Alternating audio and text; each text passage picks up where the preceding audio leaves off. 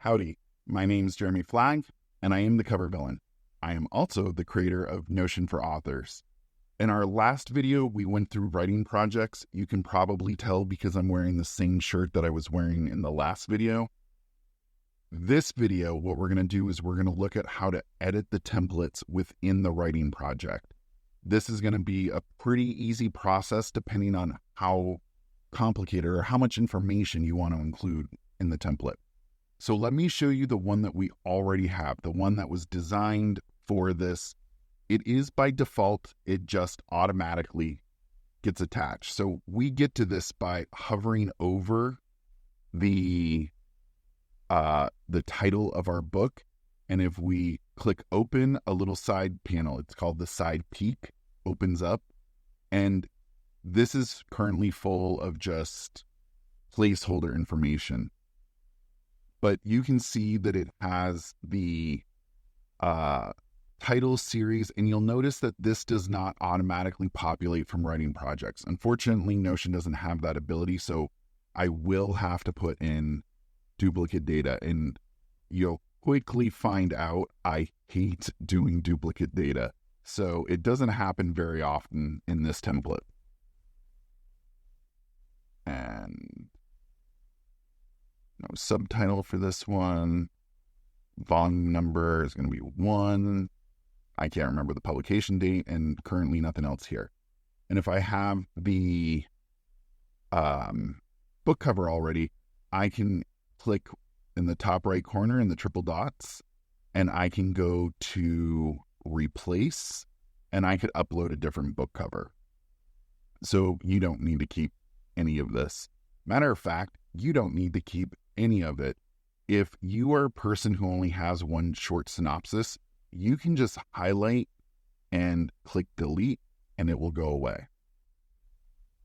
If there's something down here that you're not a fan of, you can delete it, or you can add more as you go along. But for now, this current piece that we are editing is only editing right here, this particular book. So if I go into the next book, Sexy World Conquerors, you'll see that it resets and it's all the same because these are individual for each book. But let's do something a little bit crazy. I'm going to just click anywhere off to the left-hand side, and I'm on a Mac, so I'm going to hit Command A, or if you're on a PC, Control A, and then hit delete. Boom. Everything just vanished. So if you look at this right now, there is the Book Bible template and empty. Well, Book Bible template will bring up the same information you've been seeing. This is the template that I designed for you. But maybe you want to change it for all your books going forward. So what you can do is, I'm going to get rid of everything again. If you hover over the edge of this, you can go click on the triple dots and edit the actual template. And what will happen is everything you edit here will appear on every future book. Unfortunately, it's not retroactive. So if I go make a lot of edits, since I've already got one on your 5 first steps, it won't be affected. So just be aware that any edits to the template are not retroactive. But let's go in real quick and just do a really simple edit. And I'm going to, let's see. I don't need all of these links. This is a little bit excessive for me, so I'm just going to get rid of these. So I'm just going to highlight them and delete. Easy. I'm going to put them back just for the moment. Maybe I need book quotes, but maybe I want to change it to reader quotes, and then I want to make another one that's editorial quotes.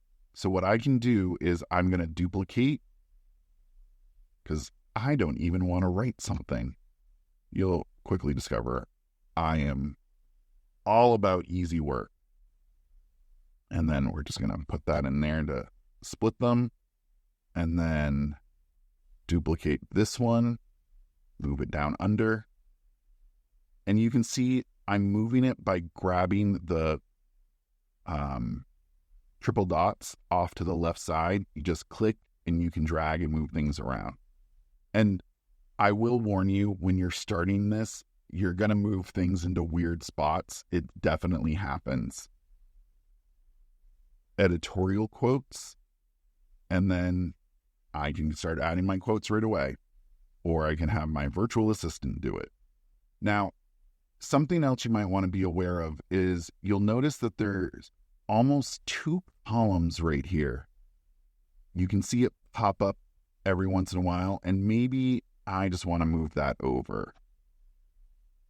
That is something easy to do. Now, what will get a little bit more complicated is when you want to add a column. Now, just going to warn you up front, creating a whole new set of columns can be difficult. So what I'm going to do is I'm going to just add a random line anywhere. Anywhere will work. And I'm going to hit the backslash. This is going to pop up. Don't be scared of it. It is a little intimidating at the beginning. But what we're going to do is we're going to scroll all the way to the bottom. And you can see that there's a section called column, 2 column, 3 column, 4 column, and up to 5.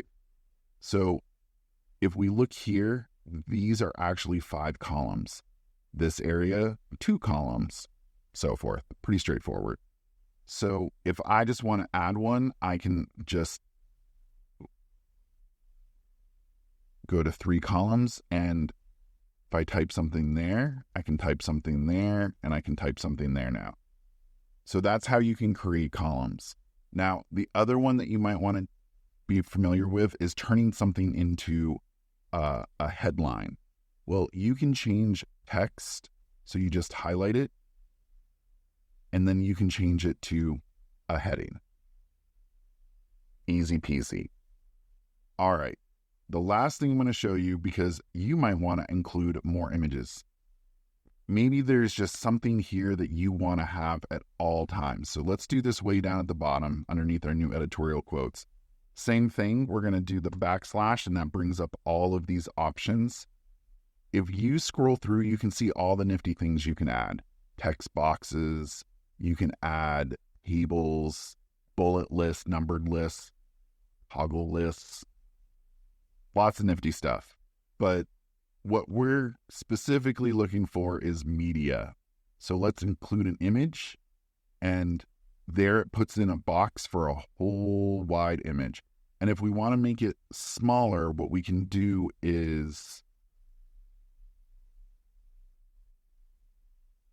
go make a 3 column. And I'm going to drag that box right into my 3 column. And you can see there's some text, and there's some text. All right, once you are done with this, if you just hit back, it will automatically save everything. So I'm going to make some really radical changes. I'm just going to delete all of that out, just so we can see it really easily. And I'm going to go back. I'm going to put in the book Bible now. This is my new and improved book Bible that I just created. But if we go back to the first one, you'll notice it's the original book Bible. Again, it's not retroactive. But if I was to create a new book right now, new book about world domination, because let's go on a theme, and I hit open, notice how all that stuff's gone, because now it's using our new template.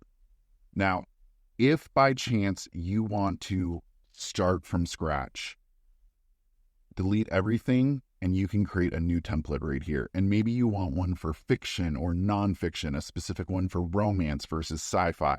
You can do that. I think the book Bible template that comes with Notion for authors is pretty thorough, but of course, everything can be improved on and tailored to your taste. So my personal suggestion is edit the original book Bible unless you are comfortable with Notion and just want to make it really your own.